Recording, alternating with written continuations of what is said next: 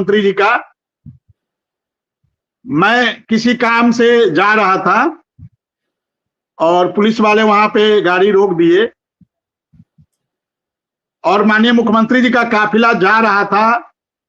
मैं खड़ा था, मैंने दोनों हाथ जोड़ के माननीय मुख्यमंत्री जी को प्रणाम किया। वहीं गाड़ी पे बैठे बैठे माननीय मुख्यमंत्री जी वहीं से हाथों से गाड़ी में बैठे हुए आशीर्वाद दे रहे थे। तो कहीं ना कहीं शासन में बैठे हुए लोग, देखिए पहले की स्थितियां कुछ और है। और देखिए सर, हम लोग शारीरिक शिक्षा के अनुदेशक है, हम लोग फुटबॉल भी बच्चों को खिलाते हैं और वॉलीबॉल भी खिलाते हैं। तो इस समय सरकार वॉलीबॉल का खिलाने वाला काम कर रही है। तो हम सरकार का बिल्कुल, देखिए जब सरकार अच्छा काम करेगी तो हमको बिल्कुल उसका गुणगान गाना चाहिए। मुझे कोई गुरेज नहीं है, लोग क्या समझते हैं नहीं समझते हैं। देखिए स्थितियां परिस्थितियां तो हम लोग देख रहे हैं ना।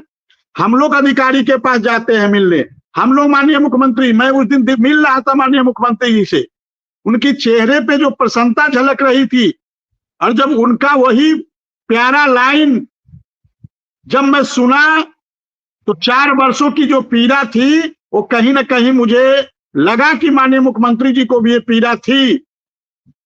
मैंने महसूस किया इस बात को, और जितना गर्मजोशी से उन्होंने पूछा कि क्यों जी, क्या हालचाल है, सब ठीक है ना, यही लाइन है माननीय मुख्यमंत्री जी की। तो कहीं ना कहीं उनको लग रहा है कि इन लोग के साथ अन्याय हुआ था और यह अन्याय हमारे द्वारा किया गया था, और अब उनको लगता है कि इन लोगों के साथ न्याय होना चाहिए।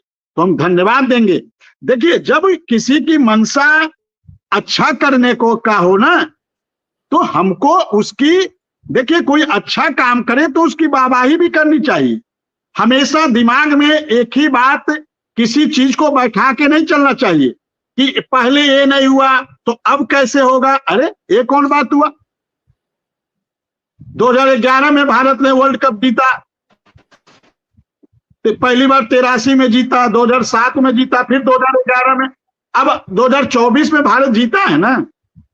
तो स्थितियां बदलती हैं, परिस्थितियां बदलती है, तो लोगों को भरोसा करना चाहिए। आप हमारा मान सम्मान करें न करें, मैं देखता हूं कई ग्रुपों में लोगों की कोई बात नहीं, हम तो अपने जीवन का मिशन बना चुके हैं।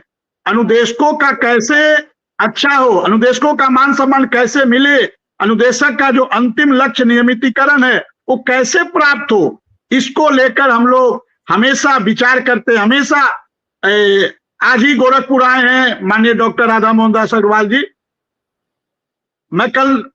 आज मैंने फोन किया था, उनसे समय मांगा हूं, कल मैं जाऊंगा उनसे मिलने। तो मैं बात करूंगा कि कैसे भारत सरकार भी हमारी मदद कर पाए। कुछ ऐसे मुद्दे हैं जैसे 100 बच्चों वाली समस्या जो है, ये भारत सरकार की इच्छा हो जाए तो 2 मिनट में मुद्दा समाप्त हो जाएगा। और कल मैं उनसे जब मिलूंगा तो सिर्फ इसी बात पे चर्चा करूंगा। तो स्वागत है आप सभी का आज की इस वीडियो में। साथियों, वर्तमान की एक काफ़ी खास सूचना आप सभी के मध्य में साझा करेंगे। जितने भी शिक्षा मित्र साथी हैं, आपके लिए हाल ही के अंदर की एक काफ़ी महत्वपूर्ण सूचना है अस्थायीकरण को लेकर के। सारी बातें प्रॉपर तरीके से आगे वीडियो में कवर होंगी। जो भी साथी चैनल पर नए हैं, चैनल को सब्सक्राइब नहीं किया है, सब्सक्राइब कर बेल आइकन को प्रेस कर लें। कि आपसे मुझे और कुछ नहीं चाहिए, क्योंकि मैं पीड़ा देखता हूं, 100 बच्चों की पीड़ा। जहां 100 बच्चे नहीं होते हैं, एक कम हो जाते हैं, वहां अनुदेशकों को नौकरी से निकाल दिया जाता है। इस पीड़ा को मैंने महसूस किया है। मेरे ही ब्लॉक से गोरखपुर में 2018 में 68 अनुदेशकों की नौकरी चली गई थी। और हम धन्यवाद देना चाहेंगे, डॉक्टर राधा मोहन दास अग्रवाल जी की देन थी कि उन्होंने उस 68 अनुदेशकों को उनके विद्यालय में वापस करवाया था। तो इस पीड़ा को राधा मोहन दास अग्रवाल जी भली भांति जानते हैं, और उन्होंने बीएसए को तलब किया था, डीएम साहब से मिलकर हमारी वापसी कराई थी। ऐसे 68 अनुदेशक थे। तो मैं इस पीड़ा को लेकर जाऊंगा, क्योंकि मुझे लगता है इस बारे में मैं उनसे कई बातें करता था, लेकिन अब मुझे लगता है कि इस बात पर स्पेशली उनसे बात करना पड़ेगा मुझे।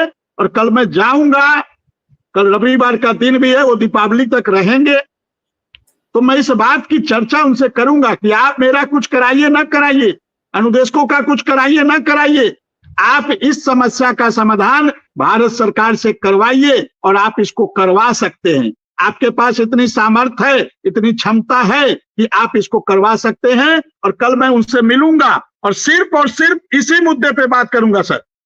मैं गोरखपुर के लोगों की, एक हमारे मित्र हैं उर्वा ब्लॉक में रहते हैं, उनका फोन आता है कि देखिए मेरे विद्यालय में बच्चों की संख्या घटती चली जा रही है, अगले साल मैं रहूंगा कि नहीं रहूंगा, इसका कुछ उपाय आप निकालिए।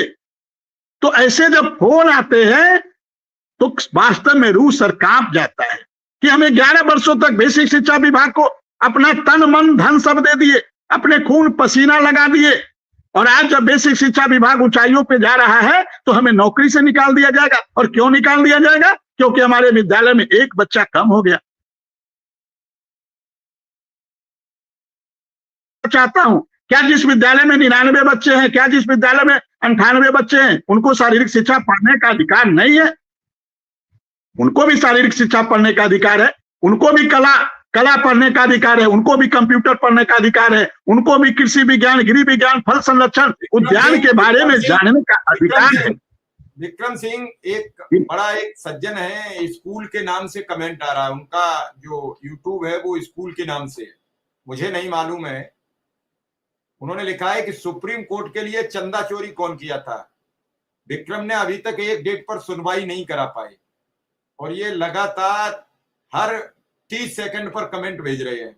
अब तक लगभग इन्होंने 50 कमेंट तो भेज दिए होंगे। कहो तो मैं स्क्रीन पर डाल दूं उनका, अगर आप देखना चाहो। नहीं देखना चाहो तो मैंने जो भाषा लिखी है वो, क्योंकि उनकी स्क्रीन में पड़ जाएगी तो उन्हें तसल्ली हो जाएगी कि हमारी बात डिबेट में पहुंच गई। और चंदा चोरी आपने की है तो बिल्कुल आपको जवाब तो देना होगा। मैं बकसने वाला ये 18